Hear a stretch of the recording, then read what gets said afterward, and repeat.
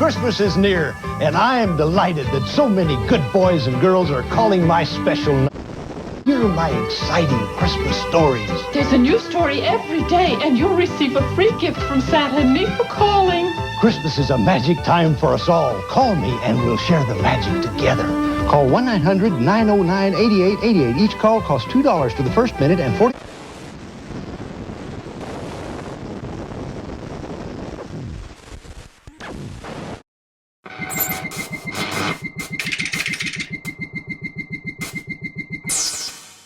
"12 seems to be the age when kids start putting the heat on their parents about the truth behind Santa. I was certainly no exception to this rule. How were Santa's elves able to make that video game I wanted in their workshop? I thought Nintendo owned Mario. Or how about the ever-infamous visiting every house in one night question? Did the jolly old man own some kind of time-extending device? Or perhaps the most obvious question of all, how could he have lived for this long? A lot of people say he trains apprentices who take his place every few decades. Others claim he's just immortal. As for everything else, magic seemed to be the universal lie everyone had agreed on. Whatever the case, I just went with the conclusion that it was my parents' doing. Of course, they'd deny it and claimed ignorance if I confronted them. But it wasn't enough to dissuade my beliefs. So one Christmas Eve, when I couldn't sleep as these questions danced among my dreams of sugar cereals and games, I decided to investigate the noises coming from my living room. This time, surely I would catch my dad or mom in the act of stowing presents under the tree. At least then they'd let me in on the truth. But as I entered the living room, I saw a man before me that I did not recognize.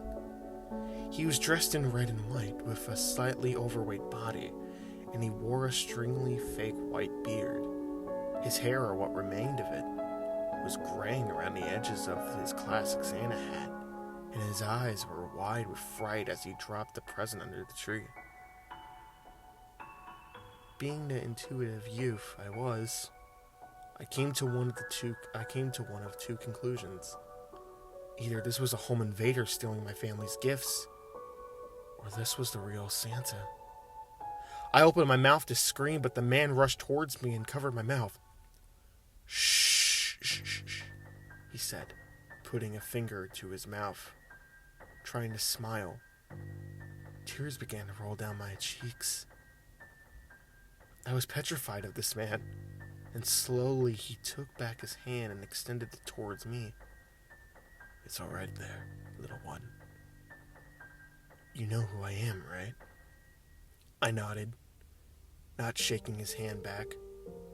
The trembling man nodded as well, then grabbed an empty sack lying on the floor and gestured to the tree. "Look, see? I bring gifts.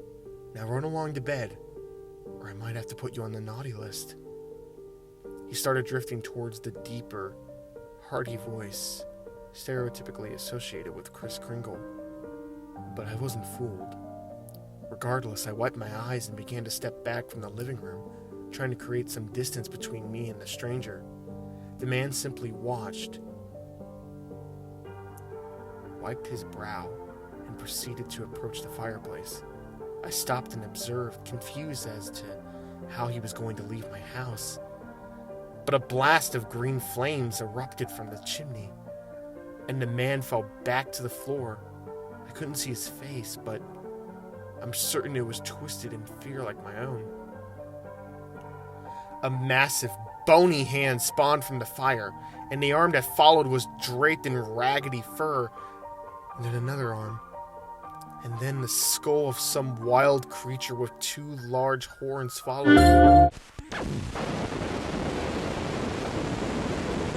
followed, nearly as large as the fireplace itself. The bones popped and snapped as it slammed its hands onto the floor. The entire monster was engulfed in the flame, yet it did not seem to burn anything in the house. "Eddie," the monster declared, speaking to what I guessed to be the man on the floor. No, No! Eddie shouted back. I did my part, see? 10,000 houses, like you said, right? 10,000, I did my part! And yet you allowed a human child to see you. You know the rules. Look, I've learned my lesson. I'm sorry. I made a mistake. Just let me go, please. I delivered the... Let you go. Did you let that woman go, Eddie? I don't seem to recall you letting her go. This was your second chance. And you've wasted it. What are you going to do? Eddie whispered. I could make out his quaking figure being overshadowed by the creature in the fireplace. The next sound to be heard was a crunch with a soft beginning and snapping finish. I jumped as the sound repeated a few times, finally letting out a shaky breath. I prayed in my head that it wasn't what I thought. But when the creature reared its head towards me, I saw the red and white pants hanging from its mouth as it chewed on Eddie's corpse. Then watched it slurp up his legs like strands of spaghetti. I covered my eyes and tried to tell myself it wasn't real. It wasn't real. It couldn't have been. It wasn't real. And after a quiet minute, I peeked between my fingers to see the monster staring back at me from the fireplace. The pace of my breathing grew quicker and sharper, my eyes unable to escape from the grasp of those empty eye sockets. Now, run off. Back to bed, little one. Or else, I might put you on the naughty list. My legs finally found the strength to leave, and I sprinted for my parents' room, diving into the sheets with them. There wasn't a trace of the events of that night before when my family went down to the tree next morning. There was even a little note next to an empty glass and half-eaten cookies on the table. Have a Merry Christmas, Santa Claus. As much as I tried to take in the warm, comforting atmosphere that came with Christmas Day, I couldn't stop watching the fireplace, terrified that monster would return. At least now I knew the truth about Santa Claus.